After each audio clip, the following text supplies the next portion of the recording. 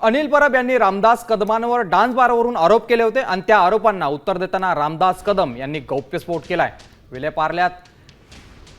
विलेपार्ल्यामध्ये SRA ची योजना सुरू आहे, ती अजून पूर्ण झालेली नाहीये। अनिल परब यांनी 8,000 मराठी माणसांना दम दिलाय। घर खाली करा म्हणून ही मराठी माणसं 9 वर्षांपासून मुंबईच्या बाहेर आहेत। हे पैशांसाठी बिल्डरचे पाय चाटतात असा आरोप रामदास कदमांनी केलाय। विलेपार्ले प्रेमनगर SRA ची योजना चालू आहे, झाली नाही अजून। अनिल परब यांनी माझ्याकडे ॲफिडेव्हिट आहे दिलेलं।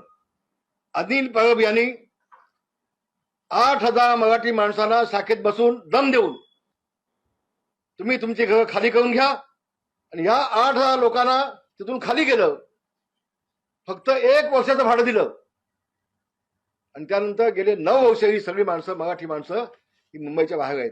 पैसे खाण्यासाठी बिल्डरांचं पाय चाटतो।